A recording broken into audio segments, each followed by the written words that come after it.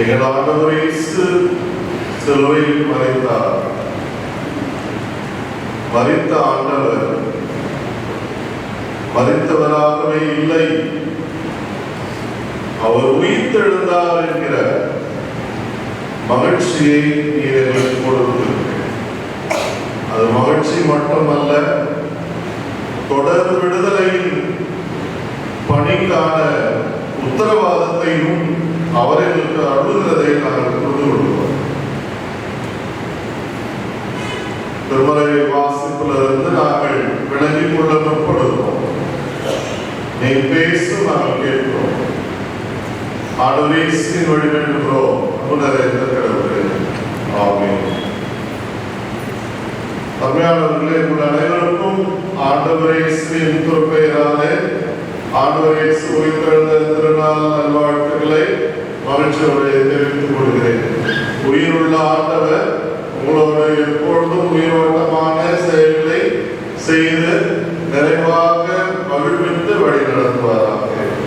இன்றைக்கு நாம் உலகம் முழுவதும் ஆண்டவர் இயேசுவின் உயிர்த்தெழுந்த திருநாளை கொண்டாடுகிற வேளையில் நாம் நம்முடைய குடும்பங்களில், தனிப்பட்ட வாழ்வில், திருச்சபையில் இந்த உயிர்த்தெழுதலுக்கு தடையாக இருக்கிறவற்றை எல்லாம் தூக்கி எறிந்தால் இங்கேயும் அந்த உயிர்த்தெழுதல் அனுபவத்தை பெற முடியும் என்கிற நிலையில இனாலில நாம் அந்த அழைப்புகளை பெற்றுக்கொள்ள கடவுள் உதவி செய்வாராக.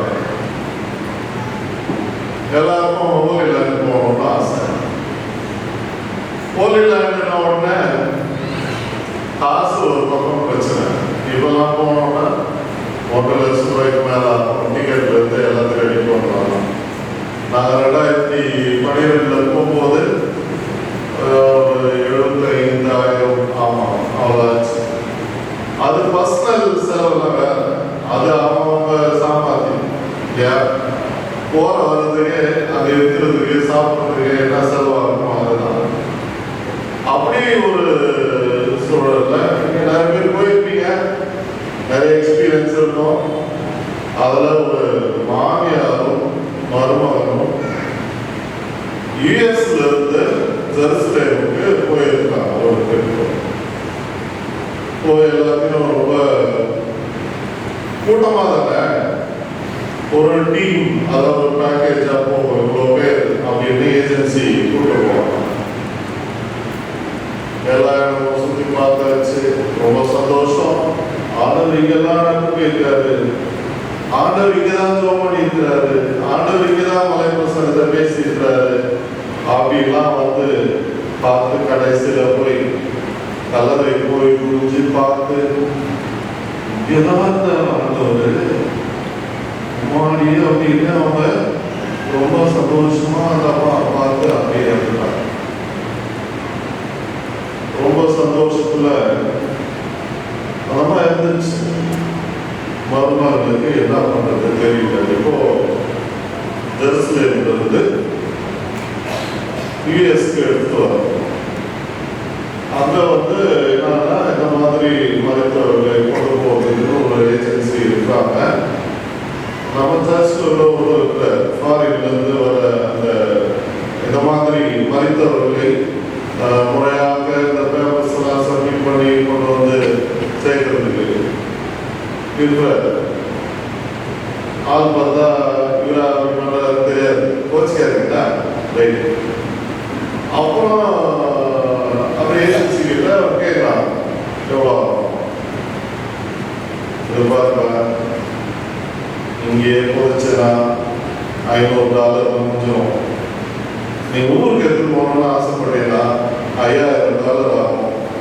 எது வசதி நம்ம எல்லாம் இங்கே போச்சு, ஏன்னா ஒரு $4500 மிச்சம் ஆகும். அது மேல என்னெல்லாம் ஆகும் தெரியாது.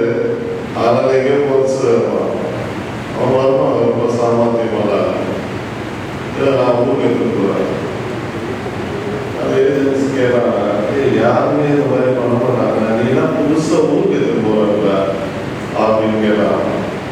இல்லை இல்லை, நான் செலவு பற்றி நான் பிரச்சனை இல்லை, நான் ஊருக்கு எடுத்துட்டு போயிடுறேன், இங்கே வா ஜெருசலேம்லாம் நான் யூஎஸ்கே எடுத்து போய் போதிச்சிடுறேன். நேரம் போராடி பார்த்துக்கிறாரு, முடியல. சரி, என்னதான் உங்க பிரச்சனை, ஏன் இங்க புதைக்க கூடாது, ஊர்ல தான் எடுத்து போனவங்க அவ்வளவு சென்டிமெண்டா பாருங்க. ஏன்னா ஊர்ல எல்லாம் இருக்கிறாங்க. யூஎஸ்ல அந்த அளவுக்கு ஓரளவு பாசம் கட்டி பிடிச்சி நாடு ஒப்பாரி வைக்கிறது இதெல்லாம் இதெல்லாம் இருந்தா அப்ப என்னது நீ பெருசா அங்க எடுத்து போனவங்க.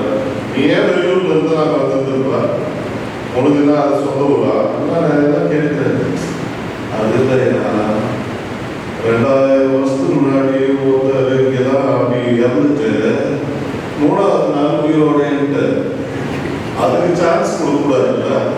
அதனால ஊருக்கு எடுத்துட்டு போனோம் அப்படின்னா ஆண்டவர் இயேசுவின் உயிர்த்தெழுதல் நீதிக்கான பணியையும் பணி செய்பவர்களையும் நிறைவாகவே நம்மை வழிநடத்துகிறது என்பதில் சந்தேகமில்லை. உயிர்த்தெழுதல் மரணத்தின் மீது வெற்றி. நம்ம நிறைய நேரங்களில் வெற்றியை கொண்டாடுவோம் இல்லையா? வெற்றியை நோக்கி பயணம் செய்து கொண்டிருக்கிறது நம்முடைய தமிழ்நாடு. யார் வெற்றி பெறப்போகிறார் என்பது மே 4ஆம் தேதியா அது தெரியும். வெற்றியை நோக்கி எல்லாரும் ஓடிக்கொண்டிருக்கிறோம். படிக்கின்ற பிள்ளைகளும் இப்ப வெற்றியை நோக்கி பயணித்துக் கொண்டிருக்கிறார். எல்லாம் தேர்வு எழுதிய வெற்றியை நோக்கி பயணம். வாழ்க்கை பயணத்தில் ஒரு வெற்றி இருக்கிறது. அது மரணத்துக்கு பிறகுதான் என்பது ஆண்டவர் இயேசுவின் வழியாக நாம் அறிந்து கொள்கிறோம். இங்கே வாழும் காலத்துல பெறுகிற வெற்றி எல்லாம் நிரந்தரம் அல்ல. மரித்த பிறகு பெறுகிற வெற்றி அது நிரந்தரமானது, உயர்வானது, நாம் எதிர்பார்ப்பதை விட மேலானது என்பதுதான். மரணம் என்றாலே பயம், இருளுக்கு நிகராக பார்க்கப்படுகிற ஒன்று, தீமையாக நாம் எல்லோரும் கருதுகிற ஒன்று. ஆண்டவர் இந்த மரணத்தை ஏற்பதற்கு துணிந்து இந்த மரணத்தை வென்றெடுத்தார் என்பதுதான். திருமறையில ஒரு வார்த்தை உண்டு. ஆண்டவரை நாங்க எப்படி ஒவ்வொரு நாளும் குதிச்சுட்டே இருக்கிறோம். மரணத்தில் உண்மையாக துணிக்க முடியும், செத்து போயிட்ட பிறகு உண்மை துணிக்க முடியாதுல்ல. அப்படின்னா மரணத்திலிருந்து வெற்றி கிடைப்பதற்கு ஒரு காரணம் இருக்கிறது, கடவுளை துதிப்பதற்கு. அதுதான் நம்ம வெளிப்படுத்தின விசேஷத்துல வாசிக்கிறோம். அல்லும் பகலும் ஆட்டுக்குட்டியாருக்கு முன்பாக இருந்து அவரை துதித்து கொண்டே இருக்கிறார்கள் அப்படின்றது. பிரைசிங், எப்போதுமே கடவுளை துதிப்பது. சாகர வரைக்கும் யார் துதிக்கணும் அப்படின்னா, யார்கிட்ட வேலை ஆகுமோ அவங்க துதிக்கணும், யார்கிட்ட காரியம் ஆகுமோ அவங்க மேல போகணும். இல்ல நீதான் பெரியார், நீதான் உயர்ந்தவங்க, நீங்க தான் நல்லவங்க, அவதான் விளையாடுறாங்க அப்படின்னு சொல்லிய காலத்தை நடத்தணும்னு நினைக்கிற உலகம் இன்றைய உலகமாக இருக்கிறது. மரித்த பிறகு அதுக்கெல்லாம் வேலை கிடையாது. ஏன்னா மரித்த பிறகு அவங்க இருக்கிற இடமே வேற. மரித்த பிறகு எப்பொழுதும் ஆட்டுக்குட்டியாருக்கு முன்பாகவே இருப்பார்கள் அப்படின்றதுதான். மரணம் ஒரு முக்கியமான செய்தியை சொல்கிறது.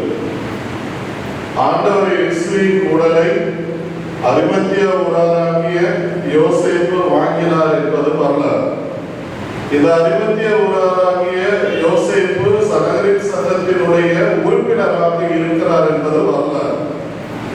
எனவே இயேசுவின் மரணம் பொய் அல்ல, இயேசுவின் மரணம் உண்மை என்பதை இதிலிருந்து நாம் அறிந்து கொள்கிறோம். இது கதை அல்ல, நிஜம். வேற கூட இது கதை அல்ல, நிஜம் அப்படின்றது. ஆண்டவர் இயேசுவின் மரணம் உண்மையானது, மெய்யானது என்பதுதான்.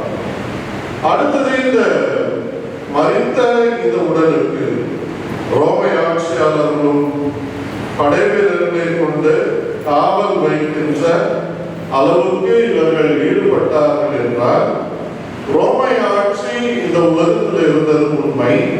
அந்த ஆட்சிக்குட்பட்ட எல்லையில ஆண்டவர் இயேசுவின் உடலை அடக்கம் செய்த இடத்துல காவல் வீரர்களை வைத்து காவல் வைத்தார்கள் என்றால் அதுவும் வரலாறு, அதுவும் உண்மை.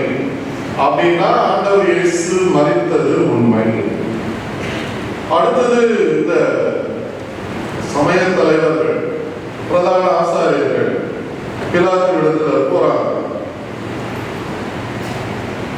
இப்ப என்னப்பா திருப்பி வந்துட்டீங்க, நீங்க ஏதோ கேட்டீங்க, மரண தண்டனை கொடுக்க சொல்லுங்க, கொடுத்துட்டேன், திருப்பி நான் இப்ப வந்துருக்கிறீங்களா அப்படின்னு பிலாத்து அவர்கிட்ட கேட்கிறாரு. கேட்கும் போது அங்கதான் இந்த சமயத்தலைவர் சொல்றாங்க, இல்ல உயிரோடு இருக்கும்போதே சொல்லிட்டு இருந்தாப்புல 3வது நாள் உயிரோடு வந்துடுவாங்க, ஒருவேளை நடக்கலாம் வேற யாராவது தூக்கி போயிட்டாங்கன்னா அவங்க உயிரோடு வருத்தான்னு சொல்லிட்டாங்கன்னா நாளைக்கு வேற மாதிரி ஏதோ ஆயிடும், அதனால நீங்க காவலுக்கு ஆளுங்க அனுப்புங்க அப்படின்னு அவங்க கேட்கிறாங்க. அதுக்குலாம் சொன்னாரா, ஒன்றும் இல்லாத நீ போய் வச்சுக்கப்போ அப்படின்னா அனுப்பி. உடனே இந்த சமயத்தலைவர்கள் காவல் வைப்பதற்கு ஆட்களை ஏற்பாடு செய்கிறார்கள். ஒரு பெரிய கல் அங்கே மூடப்பட்டிருக்கிறது. மார்க் நற்செய்தியில பார்த்தோம்னா அந்த பெண்கள் இந்த கல்லை யாரும் தருவாங்களோ அப்படின்னு பயந்து வர்றாங்க. ஏன்னா அவ்வளோ பெரிய கல். இப்படி இருக்கிற நிலைமையில இந்த கல்லை புரட்டிட்டு அதை தூக்கி போயிடுவாங்க. இதுக்கு காவல் வேலை வைக்கிறாங்கன்னா இந்த காவல் வைப்பது, காவல் வைக்கின்ற நிகழ்வு இதெல்லாமே ரோமை ஆட்சியில மிக மிக முக்கியமான ஒன்றாக சொல்லப்படுகிறது. காவல் வீரர்களை வைக்கிறார்கள், கல்லறைக்கு முத்திரை இடுகிறார்கள், சீல் வைக்கிறார்கள். சீல் பிரியுதா என்னன்னு பார்க்கணும், யார் பிரிக்கிறான்னு பார்க்கணும் அப்படின்றதுலாம் அவருடைய கல்லறைக்கு சீல் வைக்கிறாங்க. உண்மையான விஷயம் என்னன்னா, உலகத்திலேயே பாதுகாப்புக்கு பெயர் போன ஒரு ஆட்சி ரோமை பேரரசு தான். இந்த ரோமை பேரரசு வைத்த காவலர்கள் ஒரு பக்கம், இன்னொரு புறம் இந்த யூத சமய தலைவர்கள் வைக்கிற காவலர்களும் பாதுகாப்புக்கு பெயர் போனவர்கள். வேற யாருமே இந்த டிஃபென்ஸ் மினிஸ்ட்ரி இதுல ரொம்ப எக்ஸ்பர்டான ஆள் கிடையாது, இவங்க தான். உடனே உலகிலேயே மிக சிறந்த பாதுகாப்பு, அதனால இந்த தலைவர்கள் தான் பரவாயில்ல, இதெல்லாம் நான் நினைச்ச மாதிரி பர்மிஷன் கொடுத்தாரு, நிம்மதியாக போய் வீட்டில் தூங்கலாம், நிம்மதியாக போய் வீட்டில் தூங்கலாம். நம்ம கூட பல நேரங்கள் இருந்தா யாருக்காவது ஏதாவது நடந்துச்சுன்னா ஓல்டு அந்த சாமி அப்படின்னு போய் நிம்மதியாக தூங்குவோம். ஒன்றும் மறந்துட்டாங்க. என்ன மறந்துட்டாங்கன்னா, time is not in our hand, காலம் நம்முடைய கையில் இல்லை அப்படின்றதை இந்த சமய தலைவர்கள் மறந்து விட்டார்கள். காலம் கடவுள் கையில் இருக்கிறது என்பதை புரிந்து கொள்ள மறந்தார்கள். கடவுள் கையில் இருப்பதனால அவருக்கு ஒவ்வொரு வினாடியும் ஒரு வேலை செய்யறது அவரோட வேலை. அது எப்ப என்ன செய்வாருன்னு அவருக்கு தெரியாது, ஆனா திடீர்னு செய்வாரு. அப்போ இந்த நிம்மதி, தூக்கம் இதெல்லாம் தலையாது, நம்ம நிம்மதியா இருக்கலாம் அப்படின்னு இருந்த நேரத்துல அடுத்த வினாடியே அவர்களுக்கு இதை உயிர்த்தெழுந்த செய்தியை கொடுக்கின்ற கடவுளை நாம் பார்க்கிறோம். எப்பொழுதும் மற்றவர்களுக்காக வாழ்கிறவர்களுடைய மரணத்தில் அது நிரந்தரமான மரணமாக பார்க்க முடியாது, உயிர்த்தெழுதலை கொண்டு வருகிற அனுபவமாக பார்க்கும். அது மனிதனுடைய வாழ்க்கையில். ஆண்டவர் இயேசுவுக்கு அப்படி அல்ல, மரணத்தை உண்மையிலேயே வென்றெடுத்தார். அவர் நம்மெல்லாம் மரித்தால் ஆண்டவர் இயேசு சொன்னது போல தூதர்களை போல இருப்போம். ஆண்டவர் இயேசுவின் உயிர்த்தெழுதலில அவர் எப்படி இருந்தாரோ அப்படியேதான் மரிப்பதற்கு முன் எப்படி இந்த உலகத்தில் வாழ்ந்து கொண்டிருந்தாரோ அதே உடலோடு அதே தோற்றத்தோடு தான் இந்த உயிர்த்தெழுதலிலும் வந்தார். மரணத்தில் வெற்றி சிறந்த ஆண்டவர் சாவு அவரை அடிக்க முடியவில்லை. சீடர்கள் தொட்டு பார்த்து உணர்கின்ற ஒரு உயிர்த்தெழுதலை அவர் பெற்றிருந்தார் என்பதுதான். கடவுளின் புது சமூகத்தின் தலைமகனாக இயேசுவின் வழியில் ஒரு புதிய ராஜ்யத்தை எழுப்பி கட்டுவதை ஆண்டவர் இயேசுவின் வழியில கடவுள் அதை உறுதி செய்கிறதை நாம் பார்க்கிறோம். சாவின் பிடியிலிருந்து மீட்கப்படுகிற ஒரு அற்புதமான நிகழ்வுதான் இயேசுவின் உயிர்த்தெழுதல். சாவை கண்டு அஞ்ச தேவையில்லை என்பதை ஆண்டவர் இயேசுவின் இந்த செயலிலே நாம் புரிந்து கொள்கிறோம். யோவான் 11:25 அவரை நம்புவோர் மரித்தாலும் உயிர் பெறுவார்கள். ஒரு இடத்துல 8 வயது சிறுமி, அதாவது டவுன் சிண்ட்ரோம் நோயில பாதிக்கப்பட்டு இருக்கிற அந்த குழந்தை 8 வயது என்றால் 3ஆம் வகுப்பு படிக்கிறவர், ஞாயிற்றுக்கிழமைகளில் நடைபெறுகிற அந்த சண்டே ஸ்கூலுக்கு அந்த குழந்தை பிலிப் அவன் பேரு அவர் கொண்டு வந்து அவங்க பேரண்ட்ஸ் சண்டே ஸ்கூலில் விடுறாங்க. சண்டே ஸ்கூலில் இருக்கிற மற்ற பிள்ளைங்க அந்த பிள்ளையோட நெருக்கம் காட்டுவதற்கு தயங்குறாங்க, பேச மாட்டேங்கிறாங்க, யாரும் அந்த பிள்ளையோட விளையாட மாட்டேங்கிறாங்க. இப்படி தனித்து இந்த பிள்ளைகள் அவரை பண்றதை பார்த்தோன்னே அது இந்த டீச்சர் இதுக்கு எப்படி பண்ணா எல்லாருமே ஒன்று சேருவாங்க அப்படின்ற விஷயத்த அவங்க கையில் எடுக்கிறாங்க. கையில் எடுத்து அந்த டீச்சர் என்ன பண்றாங்க, ஈஸ்டருக்கு பிறகு வந்த ஒரு ஞாயிற்றுக்கிழமையில பெரிய முட்டை மாதிரி ஈஸ்டர் மாதிரி தோற்றம் கொடுக்கிற அப்பியரன்ஸ் இருக்கிற ஒரு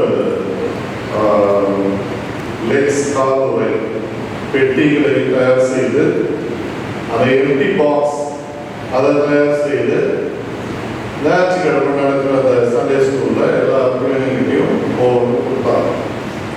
எல்லா பிள்ளைங்களும் அதை சந்தோஷமா வாங்கிட்டு உட்கார்ந்த உடனே நீங்க இந்த கேம்பஸ்ல உங்களுக்கு என்னென்ன சேகரிக்க முடியுமோ, உங்களால என்னென்ன பொருளை சேகரிச்சு கொண்டு வர முடியுமோ எல்லாம் நீங்க வெளியே போய் எல்லாரும் கொண்டு வாங்க அப்படின்னு அனுப்பினாங்க. சண்டே ஸ்கூல் பிள்ளைங்களை விட்டா அடி அப்படின்னு தலைவருக்கு வருவோம், அங்கிள் அப்படின்னு பெருத்த வருவோம் இல்லையா? இப்படி நிறைய சுவாரஸ்யம் நடக்கும். நம்ம சண்டே ஸ்கூல் பிள்ளைங்களை விட்டா பயங்கரமா பண்ணுவோம். என்ன பண்ணுவாங்க, பாக்கெட்ல எதுவுமே இருக்காது. அந்த மாதிரி இந்த பிள்ளைங்க போய் கேம்பஸ் ஃபுல்லா இருக்கிற flowers, leaves, butterfly, dragon fly அப்படி நிறைய அவங்களுக்கு எதெல்லாம் கண்ணில் கொடுத்தோ எல்லாத்தையும் அவங்க சேகரிச்சு கொண்டு வந்து வைக்கிறாங்க. எல்லாரும் வந்த உடனே ஒவ்வொரு பெட்டியா எடுத்து டீச்சர் திறந்துறாங்க. திறந்தோட ஒரே சந்தோஷம், ஒரே சந்தோஷம். பிள்ளைங்க சொல்ல வேணும், டீச்சர் திறந்ததை பார்த்து அதை ரியாக்ட் பண்ணதுக்குள்ள பிள்ளைங்க வந்து ஒவ்வொன்று கத்தினே இருப்பாங்க. அதுக்குரிய அந்த கமெண்ட்ஸ் டீச்சர் சொல்றதுக்கு வேலை இருக்காது. இவ்வளோ சந்தோஷம். ஒரு பாக்ஸா திறந்த உடனே கடைசி பாக்ஸ் திறந்த ஒண்ணுமே இல்லை, எல்லாம் சைலண்ட். எல்லாம் சைலண்ட் ஆயிட்டாங்க. அடுத்தது என்ன பண்றாங்கன்னா, யாரும் இந்த முட்டாது இது கூட செய்ய முடியாது அப்படின்னு பிள்ளைங்க ஒருத்தர் மாற்றி பேசிட்டே இருக்கிறாங்க. ஒரு பொருள் வருது, நான் தான் என் பாக்ஸ் தான் வருது, பிலிப் சொல்றாரு. ஏன்னா அவர் நோயினால் பாதிக்கப்பட்டிருக்கிறார், அவர் மரணம் எப்போது என்று தெரியாது. அந்த மாதிரி இருக்கிற அந்த குழந்தை நான் தான் இன்னும் எம்டியா இருக்குது. அவன் நான் தான் செஞ்சேன். முட்டை கொடுத்ததே எம்டியா தானே கொடுத்தோம். அவன் நான் தான் செஞ்சேன். என்ன சொல்லுவாங்க, காலியான கல்லறை. உடனே அந்த டீச்சருக்கு அப்படியே தூக்கி வாங்கி போச்சா. எல்லாருமே பிள்ளைங்க நல்ல ஞானமுள்ள பிள்ளைங்க, அறிவாளி பிள்ளைங்க எல்லாம் போய் எல்லாத்தையும் கொண்டு வந்து சேர்க்குது. இந்த பிள்ளை வித்தியாசமா எதிர்பார்க்கவே முடியாத ஒரு சூழல்ல இந்த பெட்டிய காலியான கல்லறை அப்படின்னு அங்க சொல்றது. கொஞ்ச நாள் ஆன உடனே அந்த பிலிப் மறுத்து போகிறார். மறுத்து போறோன்னு எல்லாருக்கும் ஒரே சோகம் ஆயிடுச்சு. ஏன்னா நம்ம கூட இருக்கும்போது பேசல பழகல, ஆனால் ஏதோ ஒரு ஆக்டிவிட்டியை வச்ச உடனே எல்லாரும் ரொம்ப பாசமாயிட்டாங்க. அதுவும் இந்த காலியான கல்லறை அப்படின்ற ஒரு விளக்கெல்லாம் கொடுத்த உடனே அந்த பிலிப் மேல எல்லாருக்குமே உயிராயிடுச்சு. மரண செய்தி கேட்ட உடனே எல்லாருமே அதிர்ந்து போனாங்க. சரி, உடனே எல்லாருமே அந்த குழந்தை மனிதருக்கு அவங்க வீட்டுக்கு போய் பார்க்கணும்னு போறாங்க. பார்க்கணும் போனா என்ன பண்ணுவோம், மாலை வாங்கிட்டு போவோம். ஃபாரின் கல்ச்சர் அந்த என்ன பண்ணுவாங்க நமக்கு பொதுவாக ஓகே மலர்கள் அந்த மாதிரி கொண்டு போய் வைப்போம். இந்த மாதிரி இருக்கிற சூழல்ல இந்த சண்டே ஸ்கூல்ல இருந்த டீச்சர் அந்த பிள்ளைங்க எல்லாருமே அந்த காலி பெட்டி, அதாவது காலியான கலரையை நினைவு கூறுவதாக ஒவ்வொருத்தரும் கொண்டு போய் அதை அந்த பிள்ளைகளுடைய அருகிலே வைத்தார்கள். எல்லாருமே ஒரு பெரிய ஆச்சரியம். டவுன் சிண்ட்ரோம்ல பாதிக்கப்பட்ட குழந்தை ஒரு பெரிய தாக்கத்தை ஏற்படுத்துகிறது. எம்டி டோம், காலியான கலரை. ஏன்னா இந்த காலியான கலரை 3 நாள்ல ஓகே, ஒரு 10 வருஷம் அப்ப காலியா இருந்தா சொல்ல முடியும், உயிரோடு போயிட்டாரு சொல்ல முடியுமா? அது வேற விஷயம். இது 3 days இவர் அடிச்சிருக்காங்க, ரத்தம் செஞ்சு இருக்கிறாரு, பெயின்ஃபுல்லா இருக்கிறாரு.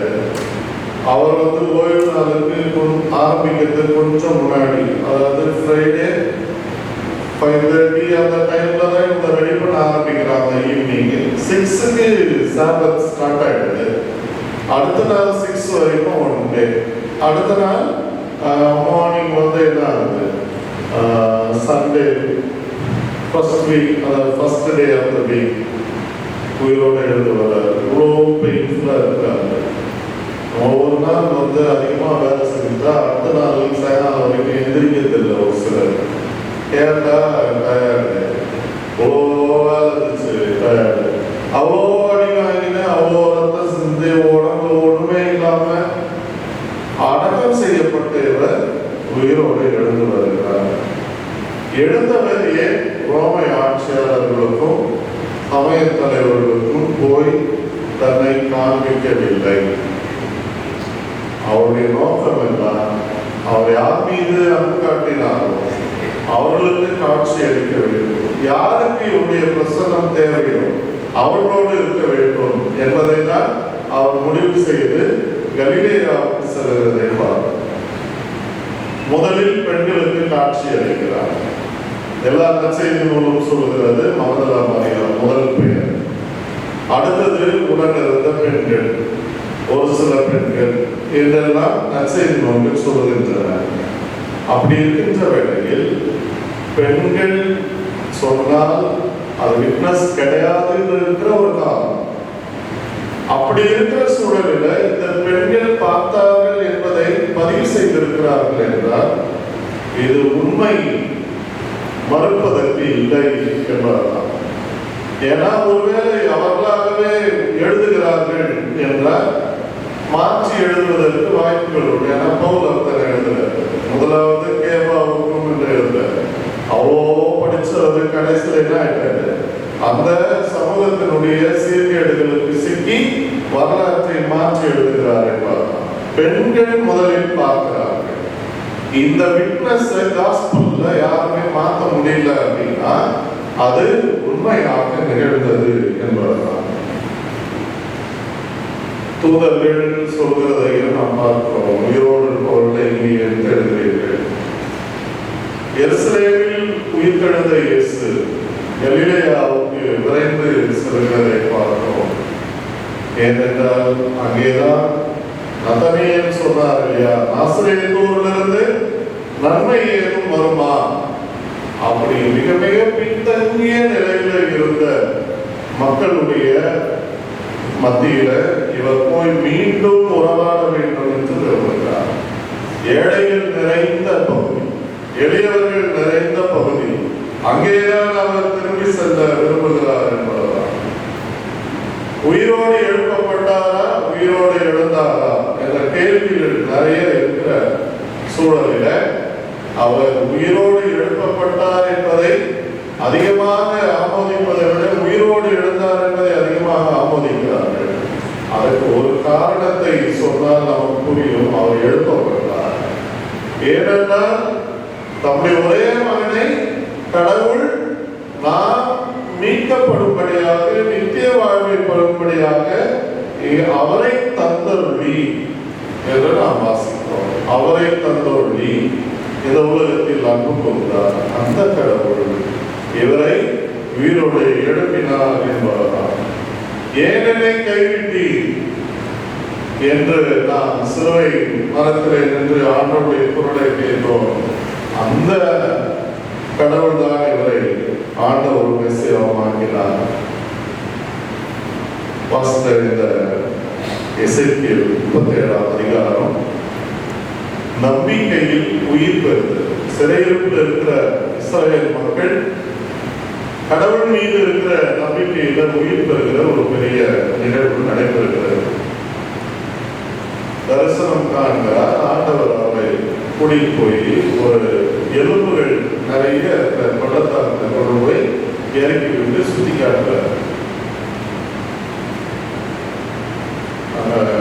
சுனாமி வந்தபோது குளச்சல், மணக்குடி, கடியப்பட்டினம் அவை நிறைய அந்த நாகர்கோயில் பகுதி முழுவதுமாக கடலோரங்களில் ஃபேக்ட் ஃபைண்டிங்காக ஒரு 10 நாள் அங்கே சென்றிருக்கிறோம். சுனாமி நிகழ்ந்த அடுத்த வாரத்தில் குளச்சல்ல தான் எல்லாரையும் ஒரே இடத்துல பள்ளம் தோண்டி அடக்கம் செய்த ஒரு நிகழ்வு. அந்த இடத்தை எல்லாம் போய் பார்ப்போம். தனியோடு மக்கள் அங்கே இருந்தார். அந்த மாதிரி இந்த எலும்புகள் நிறைந்திருக்கிற பள்ளத்தாக்கு விகா என்கிற எபிரேய வார்த்தை இங்கே பயன்படுத்தப்பட்டிருக்கிறது.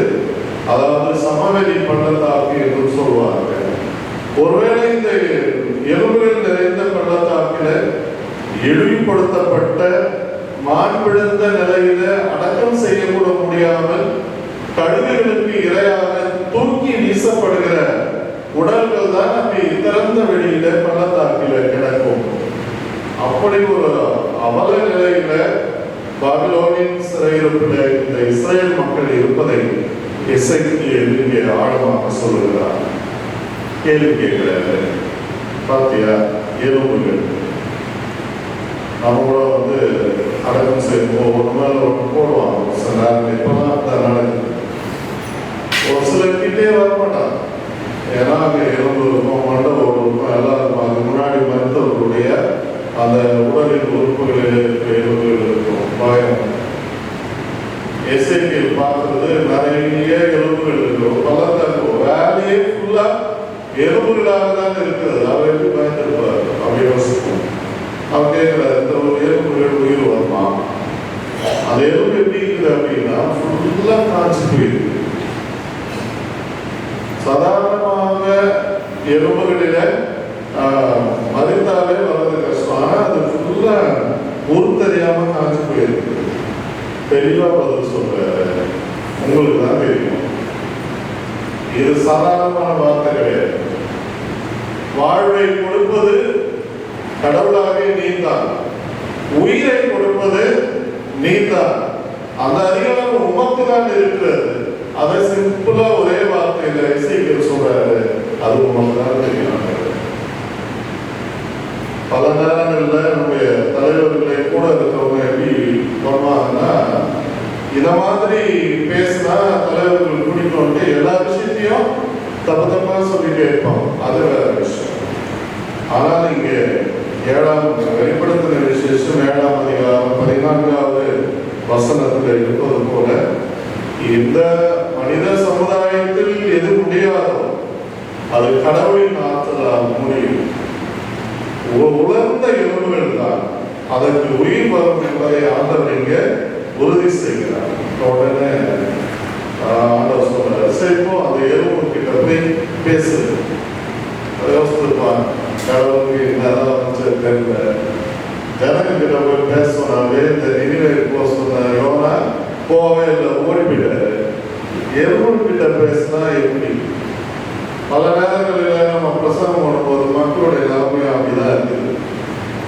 ரெஸ்பான்ஸே இருக்காது, ரியாக்ஷனும் இருக்காது, எந்த ஃபீட்பேக்கும் இருக்காது. பேசினா அப்படியே ஆரம்பத்துல எப்படி இருக்கிறோமோ அப்படியே அட்டென்ஷன்ல உட்காந்துருக்கும். எலும்புகளுக்கு போய் எப்படி பேசுறது அப்படின்னா யோசிக்கிறது. கடவுள் சொல்லிட்டாரு செய்வோம் அப்படின்னு அவர் அங்க பேசுகிறார். 1 Corinthians 1:18 கெட்டு போகிறவர்களுக்கு இது பைத்தியமாக இருக்கும், ரட்சிக்கப்படுகிறவர்களுக்கு இது கடவுளுடைய ஆற்றல், கடவுளுடைய பலன். அவர் சற்றும் யோசிக்காமல் இந்த எலும்புகளுக்கு இறைவாக்கு உரைக்கிறார். எல்லாம் இறைவாக்கு உரைச்ச உடனே அது எல்லாம் என்ன ஆயிடுச்சு, சதையெல்லாம் முடிச்சு, நரம்பு போயிடுச்சு, எல்லாம் திசு போயிடுச்சு, எல்லாம் தோல்லாம் முடியாச்சு. இப்போ உயிர் இல்லை. அதே 2:7 நம்ம பார்க்குற மாதிரி மனிதனை உருவாக்கினார், ஆனால் உயிர் இல்லை. நாசியில தன்னுடைய மூச்சு காற்றை ஊதுகிறார், மனிதன் உயிர் உள்ளவனானார். எந்த இடத்துல என்ன சொல்றது தெரியுமா? நீ போய் காற்றுக்கு இறைவாக்கு உரை. ஒரு இதை தாங்க முடியல. 2வது திருப்பி என்ன பண்ற, இது பிராக்டிகலா இது என்ன ஆகும்? நின்றுட்டு நிறைய பேர் ஆர்பர்ட்ஸ் காதில் வச்சிருக்கிறாங்கல்ல, தனியா போய் நின்று சவுத் பேசிட்டு இருந்தா மற்றவங்களுக்கு என்ன பண்றாங்கன்னு தெரியாது, செல்போன் தான் பேசுறாங்கன்னு தெரியாது. 6 பேர் பார்த்து என்ன பண்ணுவான், செஞ்சுட்டு இருப்பான். எஸ்ஐக்கள் நிலைமையே அப்படிதான் இருக்கும். காற்றுக்கு இறைவாக்கு உரை அப்படின்னா கடவுளுடைய வார்த்தைக்கு எதன் மீதும் ஆற்றலை கொடுக்கின்ற வல்லமை வாய்ந்தது. கடவுளுடைய வார்த்தையை எங்கு சொன்னாலும் அது பேசும். அதுதான் ஆண்டவர் சொல்றாரு. இந்த வெற்றி பவனி வரும்போது நீ பேசாத பேசாத பேசாதன்னு சொல்றீங்க, ரைட்? இந்த கல்லுங்க எழுத பேசுச்சுன்னா நீங்க என்ன பண்ணுவீங்கன்னு கேட்கிறேன். அந்த மாதிரி பேசுவது, செயல்படுவது நாம் எதிர்பார்ப்பதை விட கடவுளுக்கு எதை கொண்டும் செய்ய முடியும். உடனே அவர் இறைவாக்கு உரைக்கிறார், உயிர் மூச்சே வா, உயிர் மூச்சே வா, இவற்றுள் புகுந்து விடு அப்படின்னு. உடனே புகுந்த உடனே அதாவது காலூன்றி நிற்கிறது. அங்கே ஏற்படுகிற ஒரு பெரிய நிகழ்வு என்னவென்றால், அந்தந்த எலும்புகள் அதன் உடலுக்கு தேவையான எலும்புகளோடு இணைந்து போகுது. இப்போது நிறைய இடங்கள்ல கேம்ஸ் வைப்போம்ல, வசனத்தை கொடுத்துட்டு இந்த வார்த்தை யார்கிட்ட இருக்குது, இது யார்கிட்ட இருக்குது கண்டுபிடிக்கலாம், அங்க கலைவோம். அந்த மாதிரி இந்த உடலின் உறுப்புகளினுடைய எலும்புகளை தேடி எலும்புகள் ஒன்றோடு ஒன்று உராய்ச்சு அந்த சத்தமே எசேக்கியேலுக்கு ஒரு பெரிய மகிழ்ச்சியை கொடுக்கும். பிறகு இங்க எல்லாரும் ஒரு போர்படை வீரர்களை போல இங்க நிற்கிறார்கள்.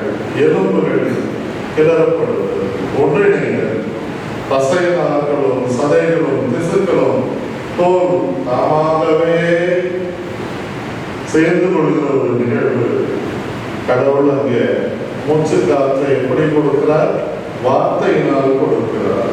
இஸ்ரவேலர்கள் இந்த உலர்ந்த எலும்புகளை கொண்டு இருப்பவர்கள், அவர்களை இஸ்ரவேலுக்கு கொண்டு வருவேன், மீண்டும் நிறைவாழ்வு தருவேன் என்பதாக இதிலிருந்து ஆண்டவர் சொல்கிறார். ஆன்மீக மரக்கட்டுமானம். ஒருவேளை தவறாகல நாம் மேற்கொண்ட ஆன்மீக முத்தெழுச்சிக்கான செயல்களில நாம் பின்தங்கி இருந்தால், இந்த ஆண்டவர் இயேசு உயிர்த்தெழுந்த இந்த திருநாளில் நம்முடைய ஆன்மீக வாழ்வை மறுகட்டமானம் செய்கிற வாய்ப்பை உயிர்த்த ஆண்டவர் நமக்கு கொடுக்கிறார் என்பதுதான். எசேக்கியேலை பொறுத்த மட்டிலும் மீட்பும் மீட்டுருவாக்கமும் மீண்டு வாழ்கிற அனுபவமும் அங்கே அவர் கொடுக்கிறார் என்பதுதான். நற்செய்தி பகுதியில நான் வேகமா போயிருக்கேன், டைம் ஆயிடுச்சு. நற்செய்தி பகுதியில வருகிற போது நம்பிக்கையில் உயிர் ஊட்டுதல். ஒரு ஓல்டு பிரீஸ்ட்லாம் 75 இயர்ஸ் வரைக்கும் ரிட்டையர்ட் கிடையாது கத்தோலிக்க திருச்சபைகளில். அதுக்கு பிறகு அவங்க தங்குறதுக்குன்னு ஒரு குவார்டர்ஸ், அவங்களுக்கு வேலை செய்யறதுக்கு ஆட்கள் எல்லாம் இருப்பாங்க. இருந்தாலும் ஆஃப்டர் ரிட்டையர்மெண்ட் எல்லாரும் ரிட்டையர்ட் ஆகும்போது என்ன நிலைமையோ அதே நிலைமை தான் அவங்களுக்குமே. வயசாயிடுச்சு, திடீர்னு நோய்வாய்ப்பட்டு படுத்த உடனே எல்லாரும் சமையலாம் போய் பார்த்தாங்க.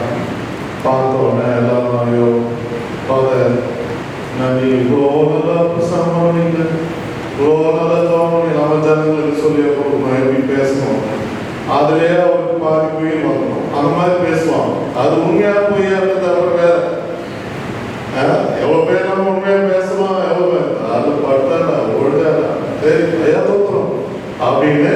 கிட்ட போய் பார்த்து பேசுகிற விஷயம். அப்புறம் பார்த்து என்ன பண்ணால் அந்த ஃபாதர் சொன்னாங்க, இந்த சர்ச்சில் இருக்க டேக்ஸ் கலெக்டரு, இன்கம் டேக்ஸ் ஆஃபீஸில் வேலை செய்கிற ஒரு பெரிய ஆஃபீஸர், அவரையும் ஒரு சீனியர் அட்வொகேட், பிரபலமான அட்வொகேட், அவர் 2 பேரையும் பார்க்கணும், கொஞ்சம் வர சொல்றீங்களா அப்படின்னு. நம்ம ஆளுங்களுக்கு ஃபாதர் கூப்பிட்டாருனாவே ரொம்ப சந்தோஷம். இந்த சர்ச்சில் யாரையும் கூப்பிடல, நம்ம தான் கூப்பிட்டுக்கிறாரு அப்படின்னு வேக வேகமாக ஓடுறாங்க. ஓடிட்டு படுத்துட்டு இருக்கிறாரு. ஃபாதர் என்ன பண்ணணும், ஏது பண்ணணும் அப்படி கூட சேர்ந்து அவர் தூக்கி உட்கார வைக்கிறது, அவங்க ஏதாவது வேகமாக பண்ணணுமா எல்லாம் செய்யறது, எந்த வேலையில செய்யலாம். பெரிய ஆஃபீஸர், ஒரு சீனியர் அட்வொகேட்டு, இன்னொருத்தர் இன்கம் டேக்ஸ் ஆஃபீஸர். இப்போ ஜிஎஸ்டி எல்லாம் இருக்குல்ல, அதனால பெரிய ஆஃபீஸ். அவங்க எங்கள் 2 பேரும் கேட்டாங்க, ஃபாதர் எல்லாம் முடிஞ்சிச்சு, நான் கிளம்புறோம், எது கூட்டிங்கன்னு சொல்லவே இல்லையா? அது ஒன்றும் இல்லைப்பா, ஜீசஸ் ஆகும்போது லெஃப்ட் ரைட்டு 2 பேர் வச்சு செத்தாருல, அது மாதிரி நீங்கள் 2 பேரும் லெஃப்ட் ரைட்டு இருப்பீங்க அப்படின்னு தான் நான் உங்களை கூப்பிட்டேன் அப்படின்னா. அது மாதிரி நம்ம பல நேரங்களில் மறிக்கிறவர்களுடைய ஆசைகள் என்ன என்பது, லெஃப்ட் ரைட் என்று அறையப்பட்டவர்கள் உயிர்த்தெழுவார்கள். ஆண்டவர் இயேசு உயிர்த்தெழுந்தார் என்பதுதான். இந்த உயிர்த்தெழுதலின் வழியாக அவர் சொல்லுகிற செய்தி என்ன அப்படின்னா, 20ஆம் அதிகாரத்தில் நம்ம முழுசும் வீட்டில் போய் வாசித்தீங்கன்னா தெளிவாக நமக்கு தெரியும். பேதுருவும் மற்ற சீடரும் மகதலா மரியாள் சொல்லுவதை நம்பாமல் ஓடுகிறார்கள், வேகமாக ஓடுகிறார்கள். பேதுரு வயது முடிந்தவர், மற்ற சீடர் சற்று வாலிப வயதில் இருப்பவர் ஓடி போகிறார். முன்னாடி ஓடினவர் உள்ள போகல. காரணம், அங்க கல்லறைக்குள்ளே ஒரு தெய்வீகம் என்கிற ஒரு நம்பிக்கை அவர்களுக்கு இருந்தது. அதனால முதல்ல போனவர் குனிஞ்சு பார்க்கல. 2வது போன பேதுரு இறங்கி குனிந்து பார்க்கிறார். அங்கே ஆடைகள் அப்படியே இருக்கின்றன. என்ன சொல்ல வராங்க, 100 கிலோ பவுண்டு நறுமண பொருட்களை போட்டு அவர் அடக்கம் பண்ணதுக்கு அவ்வளோ சீக்கிரம் அந்த துணியை தனியாக எடுத்துட்டு அந்த உடலை தனியாக எடுக்க முடியாது அப்படின்றது. அப்படின்னா இயேசுவின் உயிர்த்தெழுதலில் இந்த துணிகள் அங்கே இருப்பதை காண்கிறோம். அந்த துணிகள் யாரும் எடுத்ததாக இல்லை, யாரும் அவருக்கு முறையாக கற்பித்ததாக இல்லை. அறிஞர்கள் சொல்கிறார்கள், இதெல்லாம் போட்டாக்க அதை எடுக்கிறதுக்கு டைம் எடுக்கும், அவ்வளோ சீக்கிரம் வராது, அப்படியே ஒட்டிக்கும் அப்படின்னு சொல்லுவாங்க. ஆனால் இந்த உயிர்த்தெழுதல் நிகழ்ந்திருக்கிறது, இது கடவுளின் ஆற்றலின் வெளிப்பாடு அப்படின்னா. அடுத்து பார்த்தோம்னா இந்த 11 to 13 வசனங்களில மரியாள் அங்கே இருந்து அழுகிறார். மரியாள் அழுகிறார். காரணம், இந்த ஆண்டவரை காணவில்லை. மரியாளின் எண்ணம், அது தூதரை